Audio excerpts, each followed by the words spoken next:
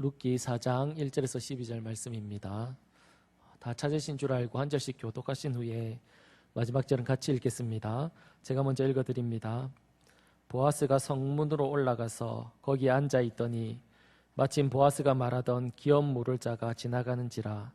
보아스가 그에게 이르되 아무개여 이리로 와서 앉으라 하니 그가 와서 앉으매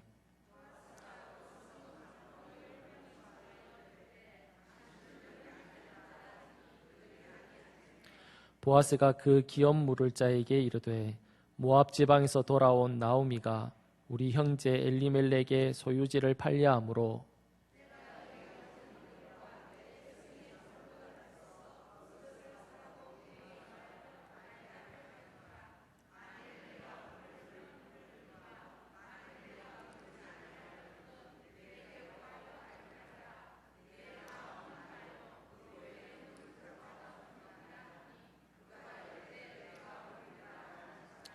보아스가 이르되 내가 나오미의 손에서 그 밭을 사는 날에 곧 죽은 자의 아내 모압 여인 룻에게서 사서 그 죽은 자의 기업을 그의 이름으로 세워야 할지니라 하니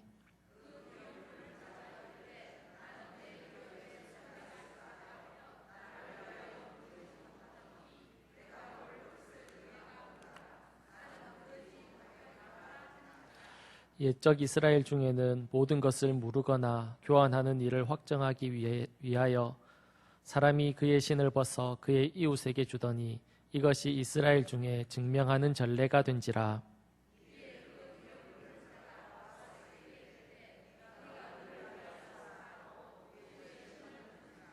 보아스가 장로들과 모든 백성에게 이르되 내가 엘리멜렉과 기럨과 말론에게 있던 모든 것을 나오미의 손에서 산 일에 너희가 오늘 증인이 되었고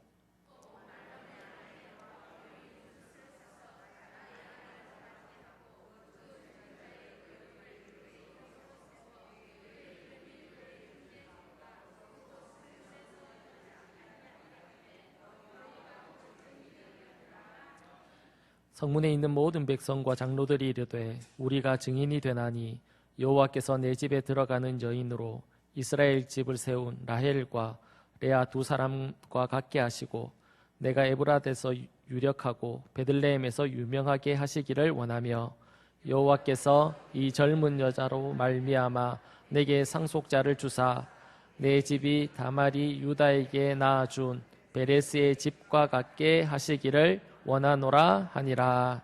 아멘.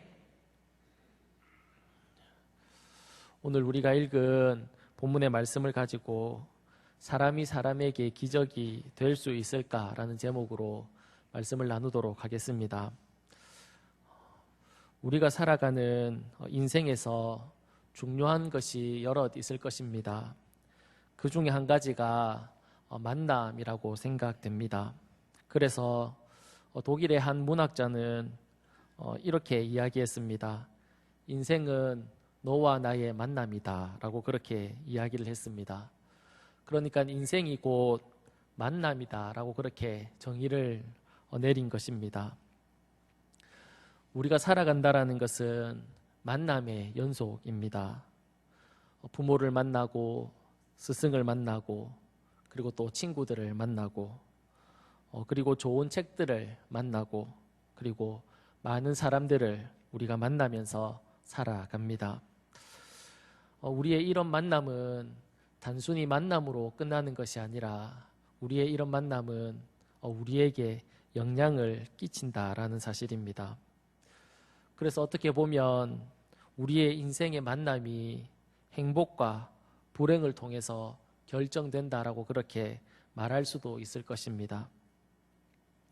이런 의미에서 여자는 좋은 남편을 만나야 행복하고 이와 마찬가지로 남자들도 좋은 여자를 만나야 행복합니다.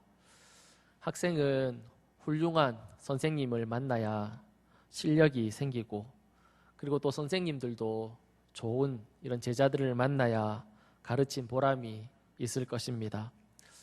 이처럼 우리에게 있어서 만남은 참으로 중요합니다. 작년 연말에 종영한 드라마 중에 동백꽃 필 무렵이라는 드라마를 혹시 보셨습니까? 저는 최근에 이제 다운을 받아서 이 영화를 보게 되었는데, 거기에 보면 주인공 동백이가 이렇게 등장합니다. 이 동백이의 살아온 삶을 이렇게 잠시 생각해 보면, 그는 어렸을 때 어머니로부터 버림을 받게 됩니다. 그래서 어디를 가든지 고아라는 이 꼬리표가 늘 이 동백이를 따라다녔습니다. 그것으로 인해서 학교 다닐 때는 학생들로부터 고아니까 따돌림을 당하고, 그리고 성장해서도 어디 가서 환영받는 그런 삶을 살아가지 못했습니다. 뿐만 아니라 남자친구를 만나서 사귀게 되는데, 그 남자친구와도 헤어지게 되고, 결국 혼자 아기를 키우면서 이렇게 살아갑니다. 그러다가 옹산이라는 이렇게 마을에 들어가서 조그만한 가게를 열게 됩니다. 그 마을 사람들도 처음에 그 동백이를 쌀쌀맞게 대합니다. 별로 좋아하지 않습니다. 그런데 시간이 지나면서 이 이웃들이 그녀에게 관심을 가지기 시작합니다. 그리고 그녀에게 친절을 베풀게 됩니다. 지금까지 이 동백이는 단 한 번도 이런 친절과 이런 관심을 받아본 적이 없습니다. 처음으로 사람들의 관심을 받고, 처음으로 사람들에게 칭찬을 받고, 그렇게 삶을 살아가면서 참 행복한 인생을 그가 이렇게 드라마 마지막 부분에는 살게 됩니다. 그렇게 드라마는 해피엔딩으로 끝나게 되는데, 드라마 마지막 회의 끝부분에 동백이가 혼자 이런 이야기를 합니다. 고백을 합니다. 내 인생은 모래밭 위에 심겨져 있는 사과나무 같았다. 모래 위에 사과나무가 심겨져 있으면 어떻게 될까요? 땅이 이렇게 든든하지 못하기 때문에 이렇게 서 있는 것조차 버겁지 않겠습니까? 참 위태로운 그런 모습이지 않겠습니까? 동백이의 인생이 그렇다라는 겁니다. 내 인생은 모래밭 위 사과나무 같았다. 파도는 쉬지 않고 달려드는데 발밑에 움켜질 흙도 팔을 뻗어 기댈 나무 한 그루가 없었다. 이제 내 옆에 사람들이 돋아나고 그들과 뿌리를 섞었을 뿐인데 이토록 발밑이 단단해지다니. 이제야 곁에서 항상 꿈틀댔을 바닷바람, 모래알, 그리고 눈물나게 예쁜 하늘이 보였다. 사람이 사람에게 기적이 될 수 있을까? 이 동백이가 했던 마지막 말, 사람이 사람에게 기적이 될 수 있을까? 이 대사가 저희 마음 가운데 오랫도록 기억되었습니다. 그래서 오늘 본문 제목을 그 동백이의 고백을 따가와서 잡았습니다. 사람이 사람에게 기적이 될 수 있을까? 어릴 때 버림을 받아서 늘 눈치 보면서 그는 살았고, 혼자 아기를 키우면서 주변 사람들로부터 많은 선입견들을 받아야만 했습니다. 어딜 가나 환영받지 못하는 그런 인생이었습니다. 사람들로부터 인정받고 싶어서 아둥바둥 그렇게 힘들게 살았습니다.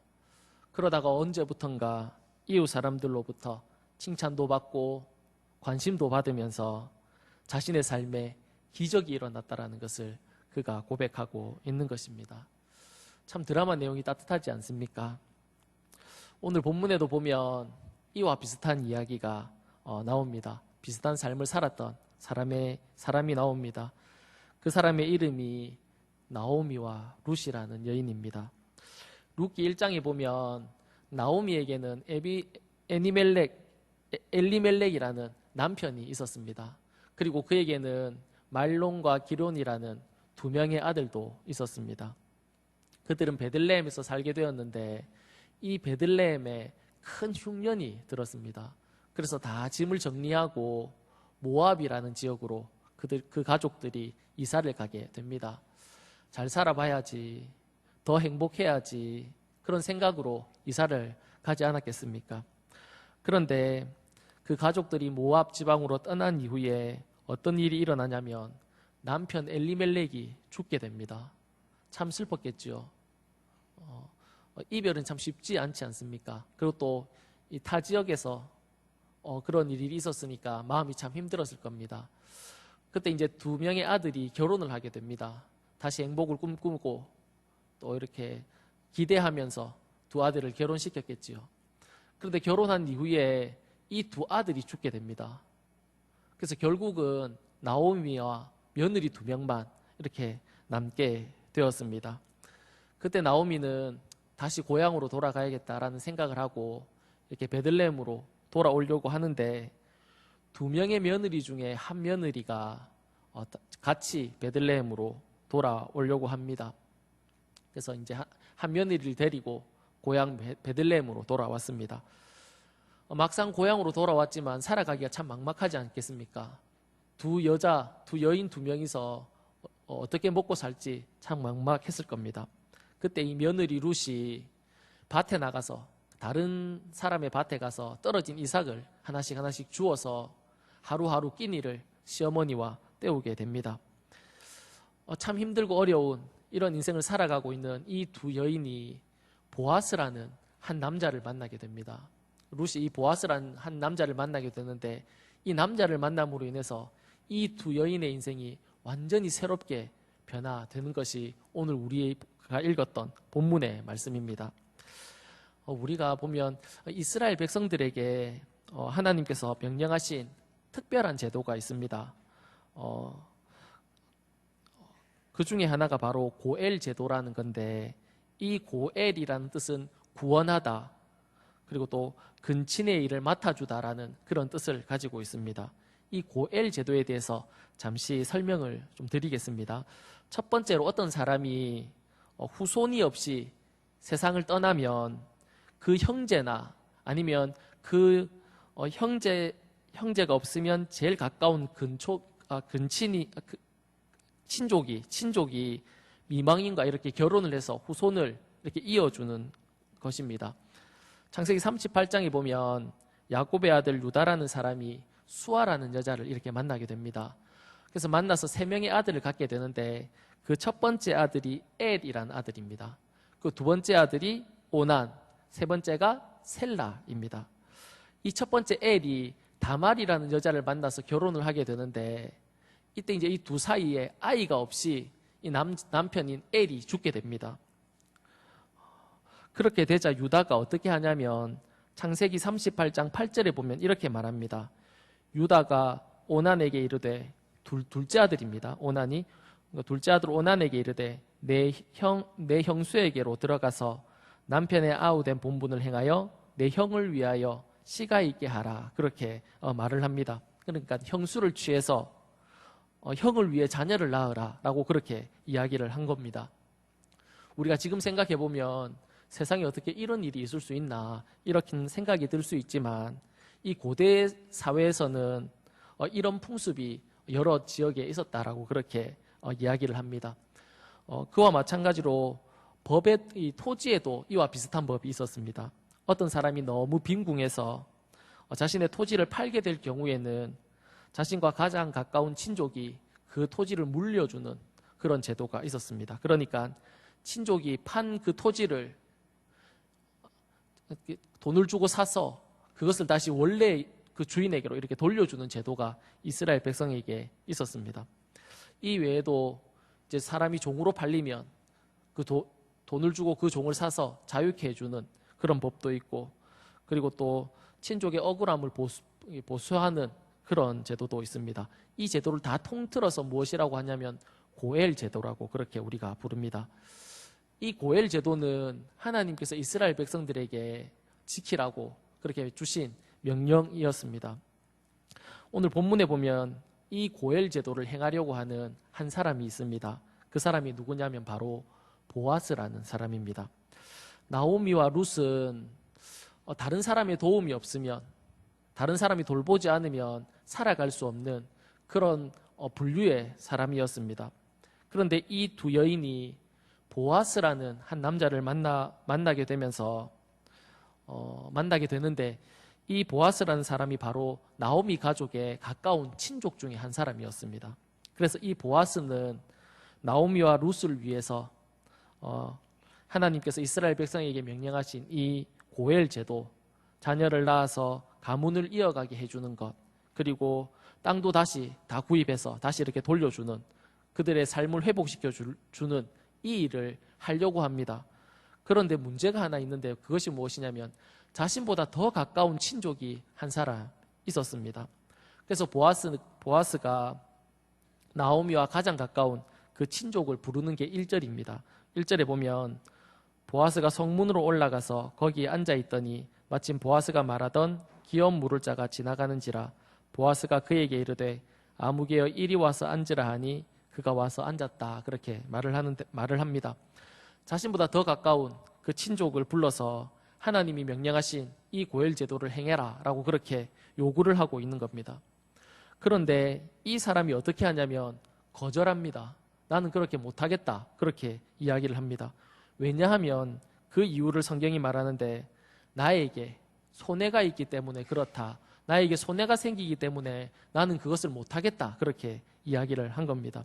오늘 본문 6절에 보면 그 기업 물을 자가 이르되 나는 내 기업에 손해가 있을까 하여 나를 위하여 물으지 못하노니 내가 물을 것을 내가 물으라. 나는 물으지 못하겠다. 그렇게 말씀하고 있습니다. 나오미에게는 보아스에게 가장 가까운 친족이 한 사람 더 있었습니다. 그래서 보아스는 그 사람에게 나오미와 룻을 이렇게 데리고 가서 자녀를 낳아 후손을 이어줄 것과 그리고 또 토지를 구해서 그 사람에게 이렇게 돌려줄 것을 이행하라라고 그렇게 말합니다. 근데 그가 못하겠다. 그렇게 이야기했습니다. 왜 그렇습니까? 내 재산에 손해가 있을까 봐. 내가 피해를 보는 일이니까 나는 그 일을 못하겠다. 그렇게 대답을 한 겁니다.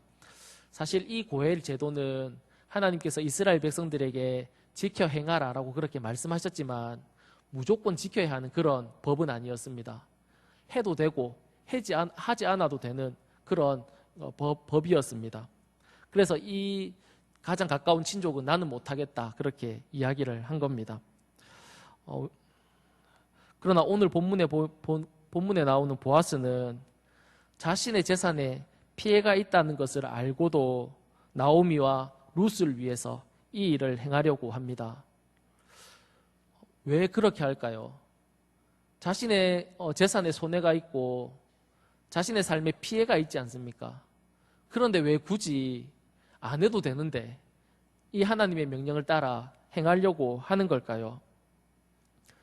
우리는 어떨 때 나에게 피해가 있음에도 불구하고 그 일을 하려고 합니까? 나에게 손해가 있는 게 분명한데 내가 그 일을 하면 나에게 분명 피해가 있고 손해가 있는데 그럼에도 불구하고 내가 그 일을 할 때는 그 일이 어떨 때 그 일을 우리가 합니까? 내가 사랑하는 사람이 있으면, 내가 참 귀히 여기는 사람이 있으면, 내가 그 사람을 도와주고 싶을 때, 내가 참 사랑하는 사람을 도와주고 싶을 때 우리가 그 일을 행하지 않습니까? 우리 자녀에게 손해가 되지 않기 위해서, 우리 자녀를 도와주기 위해서 우리는 손해를 기꺼이 보지요. 부모는 자녀를 도와주기 위해서 나에게 조금 피해가 있고 내가 조금 힘들고 나에게 조금 손해가 와도 어떻게 합니까? 도와주지 않습니까? 그 이유가 무엇입니까? 사랑하기 때문에 그렇지 않습니까? 사랑하기 때문에 그렇습니다. 보아스도 마찬가지입니다. 나오미와 룻을 보면서 긍휼히 여기는 마음, 사랑의 마음이 그에게 있었습니다. 그렇기 때문에 자신의 삶에 손해가 오고 조금 피해가 있지만 그들을 취해서 후손으로 이어주고 그들의 토지를 다 사서 다시 그들에게 돌려주려고 하는 것입니다. 이 보아스로 인해서 나오미와 룻의 삶에는 다시 기쁨이 생기게 되고 평안과 행복이 그들 가정 가운데 생겨나게 된 것입니다. 그러니까 나오미와 룻은 이 보아스라는 사람을 만나서 그의 삶에 기적이 일어난 것입니다. 그런데 이 아름다운 이야기, 이 따뜻한 이야기가 언제 있은 이야기인지 아십니까? 그 시대가 언제인지 사사기 1장에서는 이렇게 이야기합니다. 그 시대가 사사들이 치리하던 때다, 그렇게 말씀합니다. 사사들이 치리하던 때, 사사시대 때 지금 오늘과 같이 이런 아름다운 이야기가 있었다는 겁니다. 사사시대는 어떤 시대입니까? 한마디로 표현하면 자기가 하고 싶은 대로 살아가는 그런 시대였습니다. 그들에게는 하나님도 없었고 하나님의 말씀도 없었습니다. 그냥 자기가 하고 싶은 대로, 오직 자기가 원하는 대로 살아가던 그런 시대가 바로 사사시대였습니다. 그런데 오늘 본문에 보면 그 사사시대에 자기가 하고 싶은 대로 살아가는, 자기가 원하는 대로 살아가는, 하나님의 말씀과 아무 상관없이 살아가는 그 시대 가운데 어떤 일이 일어나고 있습니까? 하나님의 말씀을 기억하는 사람이 있었습니다. 아무도 하나님의 말씀을 생각하지 않고 아무도 하나님을 중요하게 여기지 않는데 그 하나님의 말씀을 기억하는 한 사람이 있었습니다.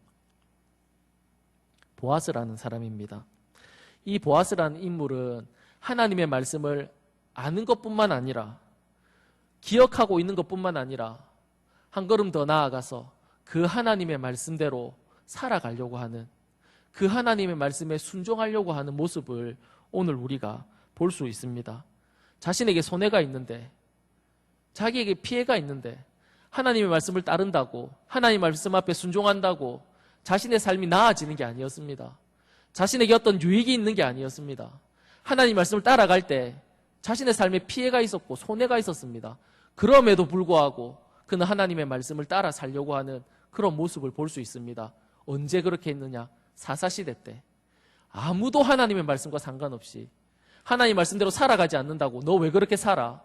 너 왜 하나님 말씀대로 살아가지 못해? 라고 이야기하지 않는 그런 시대에 하나님의 말씀을 기억하고 그 말씀대로 살아가려고 하는 한 사람을 오늘 우리가 볼 수 있습니다. 그의 그런 행동으로 인해서 나오미와 룻의 삶은 완전히 새로워지게 됩니다. 대를 이어서 후손이 없이 살아가는 그런 인생, 하루하루 이삭을 주어서 먹고 살아가야 하는 그런 불행한 인생, 그런 인생 가운데 보아스가 하나님의 말씀 앞에 순종함으로 이 두 여인 가운데 행복이 생기고 행복이 피어나게 된 것입니다.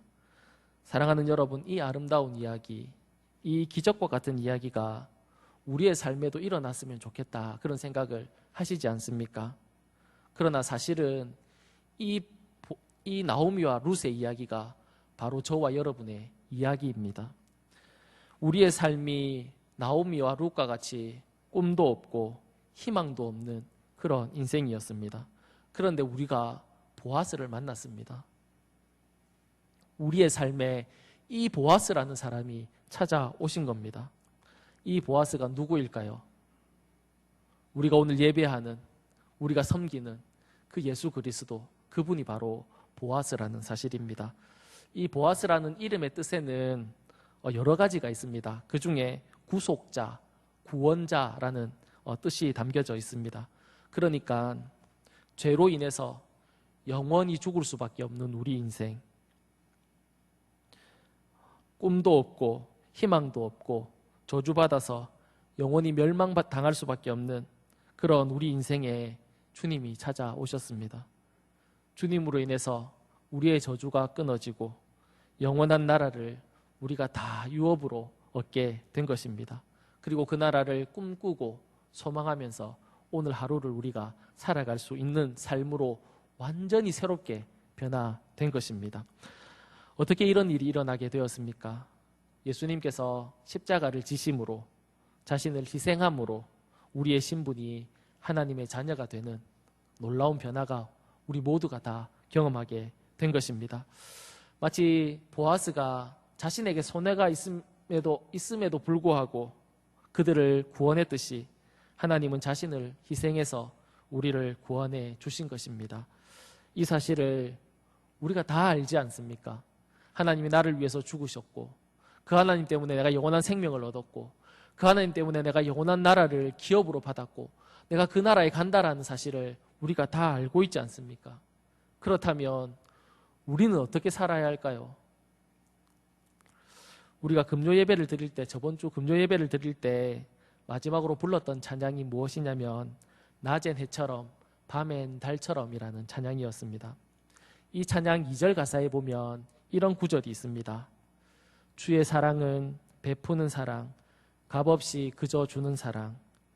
그러나 나는 주는 것보다 받는 것 더욱 좋아하니 나의 입술은 주님 닮은 듯하나 내 마음은 아직도 추하여 받을 사랑만 계수하고 있으니 예수여 나를 도와주소서라는 그런 가사가 있습니다. 사랑하는 여러분, 우리의 신앙이 혹시 계속 달라고만 하는, 하나님한테 계속 달라고만 하고 내 옆에 있는 사람들한테 계속 달라고만 하는 그런 신앙이 아닌지, 아니면 주는 것보다 받는 것만 더 계산하면서 그렇게 살아가는 우리의 신앙이 아닌지 우리의 삶을 한번 돌아볼 수 있었으면 좋겠습니다. 우리의 인생은 우리 혼자 살아가는 것이 아닙니다. 사람과 사람이 만나서 관계를 이루며 또 서로 세워주고 도움을 주고받으면서 우리는 다 살아갑니다. 그래서 전도서 4장 9절에서 12절에 보면 이런 말씀이 있습니다. 두 사람이 한 사람보다 나음은 그들이 수고함으로 좋은 상을 얻을 것임이라. 혹시 그들이 넘어지면 하나가 그 동물을 붙들어 일으키려니와 홀로 있어 넘어지고 붙들어 일으킬 자가 없는 자에게는 화가 있으리라. 또 두 사람이 함께 누우면 따뜻하거니와 한 사람이면 어찌 따뜻하랴. 12절은 다 같이 읽겠습니다. 한 사람이면 패하겠거니와 두 사람이면 맞설 수 있나니 세겹줄은 쉽게 끊어지지 아니하느니라. 아멘. 사람은 서로 도움을 주고 또 도움을 받으면서 그렇게 살아가는 존재입니다. 우리가 그런 존재라는 겁니다. 사랑하는 여러분, 우리의 삶이 움켜쥐려고만 했던 그런 삶은 아닌가, 우리 한번 우리의 삶을 돌아볼 수 있었으면 좋겠고, 그리고 또 지금까지 그렇게 살아왔다 할지라도 지금부터 우리는 기꺼이 베푸는 그런 신앙의 삶을 살아갈 수 있기를 간절히 축복합니다.